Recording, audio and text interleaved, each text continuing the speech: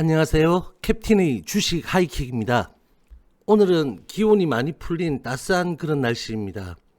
여유롭고 평화로운 오후 시간이지만 돌아오는 이번 주는 평화로움보다는 상당한 변동성의 가능성을 잔뜩 지니고 맞게 됩니다. 살펴보도록 하겠습니다. 먼저 글로벌 시장입니다. 지난주 글로벌 증시는 수면 밑으로 가라앉았던 미국의 신규 부양책의 기대감이 다시 부상하며 실업지표 악화, 코로나 상황 최악의 상황에서도 글로벌 증시의 지지력을 제공하며 대체로 강세를 이어갔지만 고점 부담감과 피로감에 대한 우려 신호가 산발적으로 미세하게 나타나고 있는 모습을 보였습니다. 주요 증시의 주간으로 보겠습니다. 다우 1.03% 상승, 사상 최고가 마감입니다. 나스닥 2.12% 상승, 역시 사상 최고가 마감입니다. S&P 1.67% 상승, 사상 최고가 마감입니다. 중국 1.06% 상승, 홍콩 0.22% 하락, 대만 1.91% 상승, 사상 최고가 마감입니다. 일본 0.4% 상승입니다. 5주 연속 상승을 보이고 있습니다. 호주 0.71% 상승, 역시 5주 연속 상승입니다. 영국 2.87% 상승, 5주 연속 상승입니다. 독일 0.28% 하락, 프랑스 0.2% 상승, 5주 연속 상승 등입니다. 지난주 발표된 미국의 실업 지표는 코로나 확산세가 최악으로 치닫고 동절기로 접어들면서 고용시장의 둔화가 뚜렷이 확인되었습니다. 미국의 하루 확진자 수가 22만 명을 넘어서며 최대치를 연일 갈아치우고 있고 코로나 사망자 수도 28만 명에 육박하고 있습니다. 사망자 통계의 선행지표인 입원 환자 수도 사흘 연속 10만 명 이상으로 집계 중입니다. 앤서니 파우치 국립알레르기 전염병 연구소 소장은 매우 걱정된다고 언급하면서 2, 3주 뒤에 최고조에 이르고 크리스마스 연휴 시즌에 정점을 찍을 것이라고 말했습니다. 당초 2조 달러 이상의 부양책 규모를 고집하던 민주당이 초당파 의원들의 제안인 9천억 달러 수준의 규모를 수용할 움직임을 보이고 있어 부양책 타결 기대감이 상당히 높아진 상황입니다. 특히 고용지표의 악화로 바이든 당선인의 부양책 조기 타결 촉구도 그러한 가능성을 뒷받침하고 있습니다. 관건은 연내 타결 여부입니다. 주요 지표의 주간으로 보겠습니다. WTI는 1.6% 상승한 배럴당 46.2달러입니다. 금값은 3.03% 상승한 온스당 1835.9달러로 4주 만에 반등을 보였습니다. 12호의 빅스는 0.24% 하락한 음봉으로 마감하였습니다.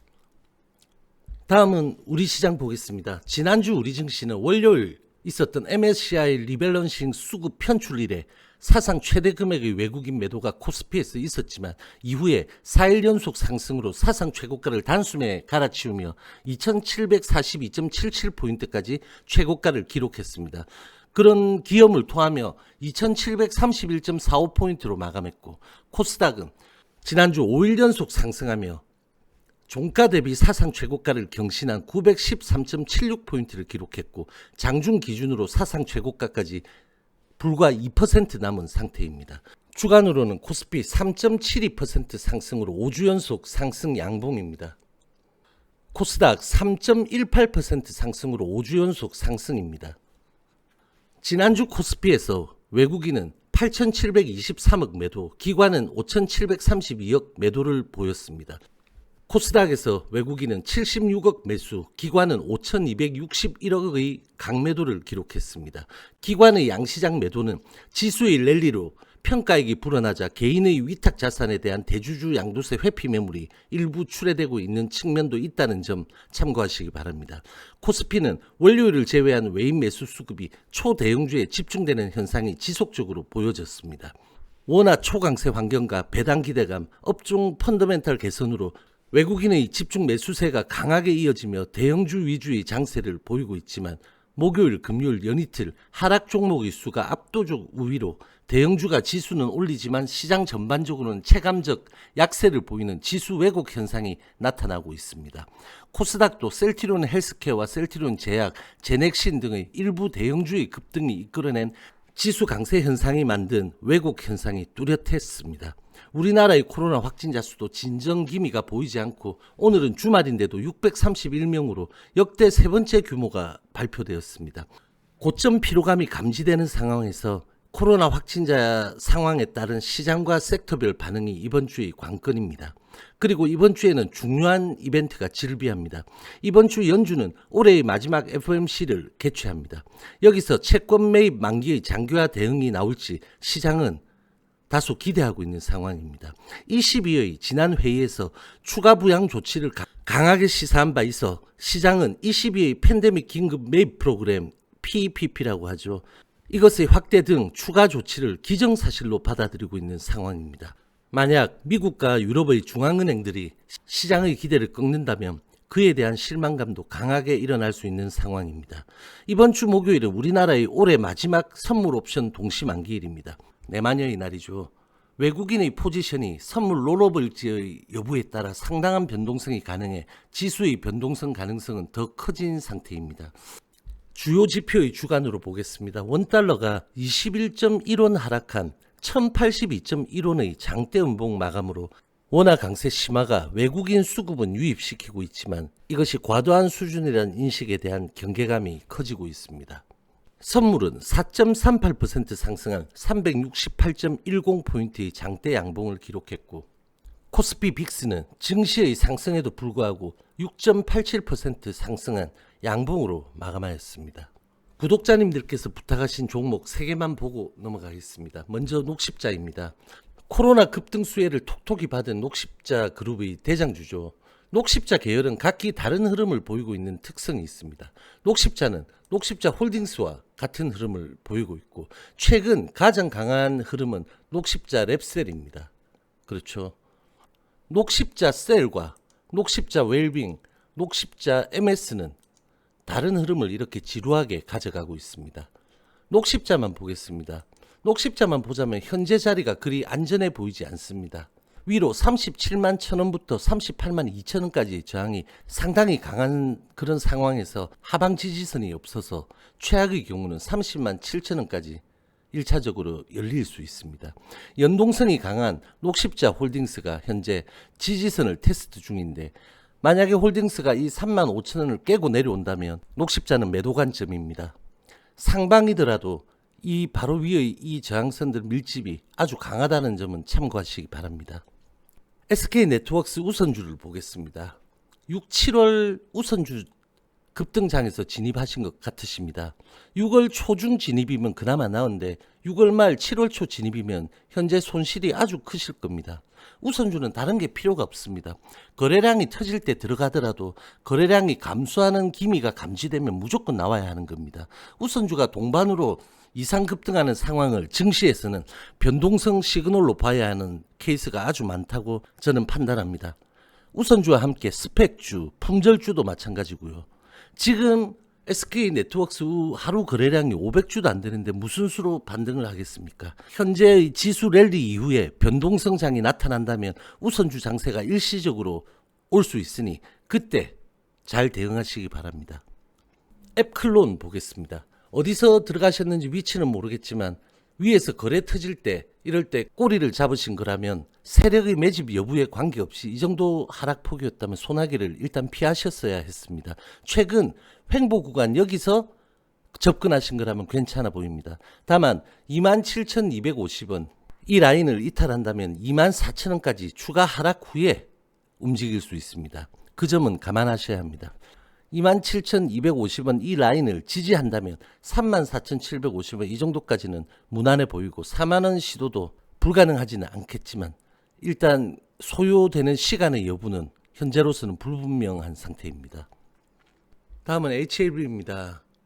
지난주 LB는 지지난주 금요일부터 지난주 화요일까지 수급에 크게 작용했던 김성철, 김하용 씨 매도 매물을 약음봉으로 소화한 뒤에 수요일 거래량이 충분하다고는 볼 수 없는 양봉과 금요일의 짧은 눌림 음봉이 나왔습니다.